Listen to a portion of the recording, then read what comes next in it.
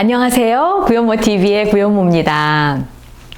비즈니스 매너 지난번에 밥값은 누가 내요? 1탄이라면 오늘은 비즈니스 매너의 2탄입니다.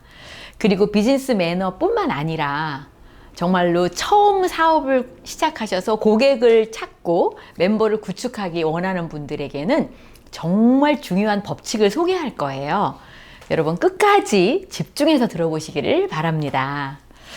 자, 여러분 중에 운전을 남편한테 혹시 배우신 분 계세요? 거의 싸우죠? 또 혹시 남자분들 보고 계시다면 골프를 아내한테 배우신 분 계세요? 거의 중간에 골프채 꺾죠. 예. 왜 그럴까요? 자, 굉장히 유명한 법칙이 있는데요. 정보 전달은요, 가까운 사람한테 하는 게 가장 어렵대요. 왜냐면 정보만 전달하면 되는데 거기에 감정이 들어가기 때문에 그게 굉장히 어렵다는 거죠. 미국의 하버드 대학의 경영대학원에 호일러 교수가 발표한 법칙이 있어요. 자, 일명 호일러의 법칙이라고 하는데요. 이걸 다른 말로는 ABC 법칙이라고도 합니다. 그 법칙을 여러분에게 좀 소개를 해드리려고 합니다. 자, 이 법칙의 내용은 뭐냐면 어떤 사람에게 정보 전달의 가장 효율적인 방법은 제3자나 전문가에 의해서 전달하는 방법이 가장 효율적이라는 거예요. 자, 그러면 이 이제 허벌라이프 사업을 할 때 말이죠. 우리의 일은 뭡니까? 제품을 전달하는 거죠. 그리고 또 사업의 기회를 전달하는 거잖아요. 그런데 처음에 누구에게 먼저 하죠? 가장 가까운 사람한테 하잖아요. 내가 아는 가족이나 지인에게 해야 되잖아요. 자, 그럼 여러분 딜레마에 빠지시죠? 운전도 남편한테는 참 배우기 어렵잖아요. 그리고 골프도 아내한테 배웠다가는 골프채 꺾잖아요. 그런데 우리가 처음에 내가 경험한 이 제품에 대한 결과, 내가 본 이 사업에 대한 비전, 이거를 전달하고 싶은데 내가 전달하고 싶은 사람은 나와 가장 가까운 곳에 있는 지인들, 가족들인데 잘 안 되지 않을까요? 그러면? 왜요? 감정이 들어가니까요. 내 감정도 들어가죠? 그쪽 감정도 나오죠? 서로 부딪히게 되겠죠. 자, 그래서 여러분들 현명하게 이 사업을 처음에 전개하시기 위해서는 호일러의 법칙을 한번 사용해 보세요. 자, 호일러의 법칙을 어떻게 활용하는 것이 좋을까요? 자, 일단 ABC로 한번 나눠보겠습니다. 자, A는 뭐의 약자냐면요, 어드바이저예요. 중간 사람이죠. 그러니까 제3자예요. 아까 말한 제3자나 전문가가 A예요. 자, 그럼 B는 뭐죠? B가 바로 나예요. 전달하고 싶은 사람. 막 내 경험을, 이 사업도 같이 하고 싶은, 이 마음을 전달하고 싶은 사람이 B예요. 나예요. 왜 B라고 했냐면 이 B를 브릿지라고 표현을 해서 그런 겁니다. 이 다리, 브릿지의 첫 글자가 B잖아요. 그러니까 이걸 B예요. 그러면 C는 누굴까요? 내가 전하고 싶은 그 당사자죠. 잠재 고객 혹은 잠재적으로 사업을 하고 싶은, 나와 함께 하고 싶은 그 사람이죠. 클라이언트의 C예요. 자, 다시 한번 정리해 볼까요? A, 주로 스폰서가 되는 거죠. 아니면은 스폰서가 초보자라면 그 스폰서 위에 이제 허벌라이프를 좀 오래 하신 경험자가 있으시잖아요. 그분이 A예요. 어드바이저죠. 그리고 B는 나죠. 브릿지, 다리 역할을 하는 거죠. C는 클라이언트. 자, 이제 A, B, C 각각 역할을 이제 아셨죠? 자, 그러면 사실 이 ABC 관계에서 B와 C는 이미 신뢰관계가 있어요. 그쵸? B는 나고 또 내가 제품을 전하고 싶은 나랑 가장 가까운 바로 그분이잖아요.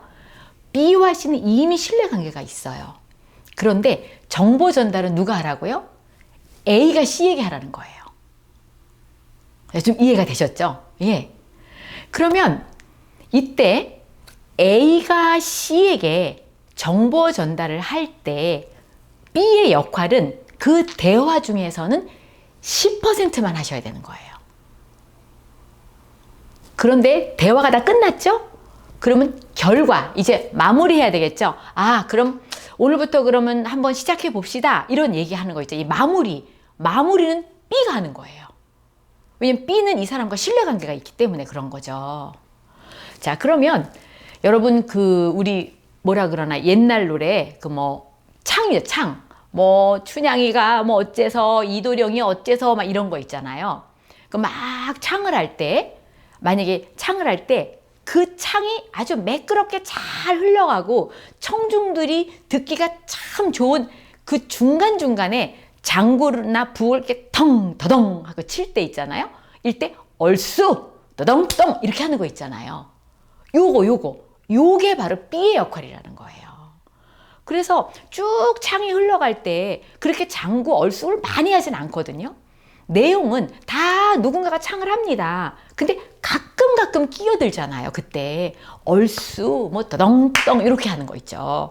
요게 바로 삐의 역할인 거죠. 자, 그래서 오늘 이제 비즈니스 매너의 2탄과 연결되는 부분을 제가 좀 연결해서 설명을 좀 해드릴게요.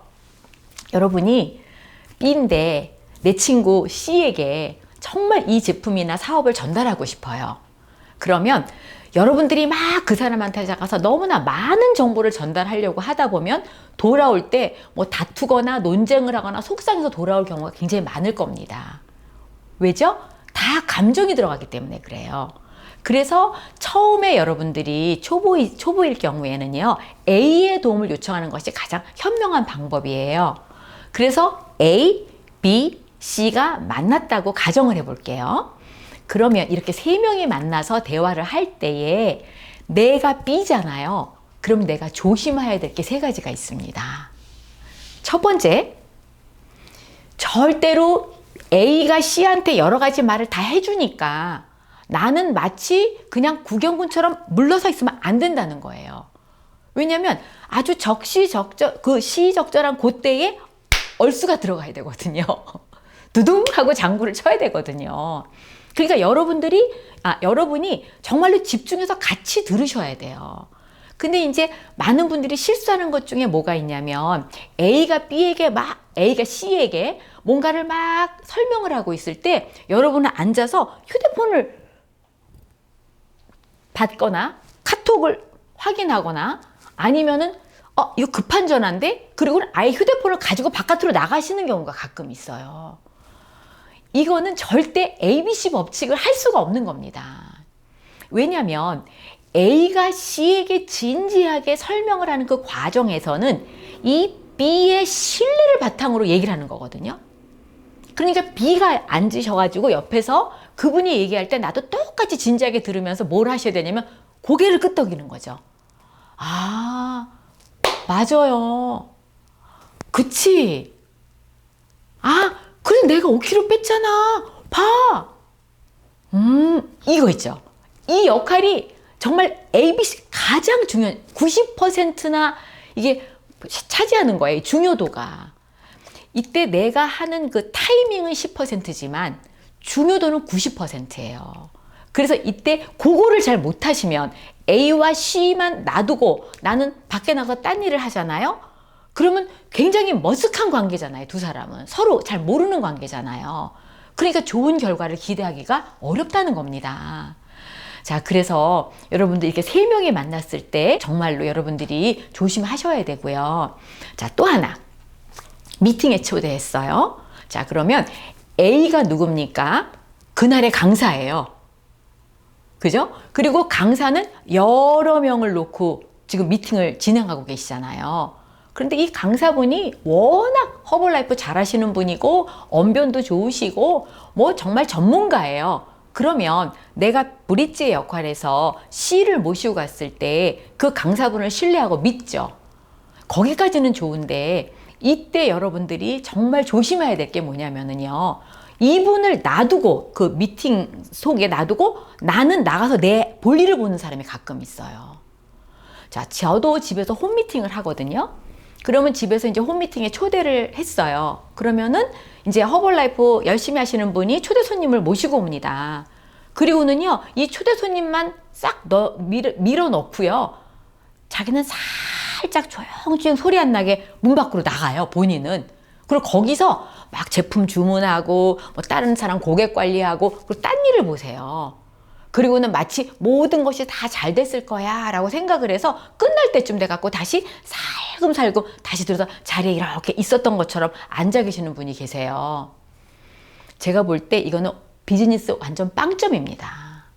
절대 그렇게 하시면 안 되는 거예요. 그 이유는 뭐냐면은요. 여러 대중이 있을 때는 더군다나 청중이 많을 때는 더 중요한 것이 자, 나와 B와 C 사이의 그 신뢰감 있잖아요. 이 신뢰감을 바탕으로 A가 지금 말을 하는 그 강의 내용 중에서 공감이 있어야 돼요. 함께. 경청과 공감. 이게 동시에 같이 있어야 돼요. 그래서 이분이 말씀하실 때 이 사람이 어느 장면에서 고개를 끄덕였는지, 어느 메시지에서 더 집중적으로 들었는지를 내가 옆에 있어야만 내가 아는 거거든요. 그래야지 미팅 후에 이분과 같이 대화가 되는 겁니다.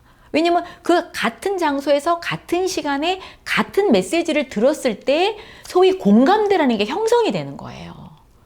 이 공감대가 형성된 것을 바탕으로 인해서 미팅 후에 애프터 미팅을 할 수 있는 거거든요. 그 이제 미팅 다 끝나고 난 다음에 그때 맞아.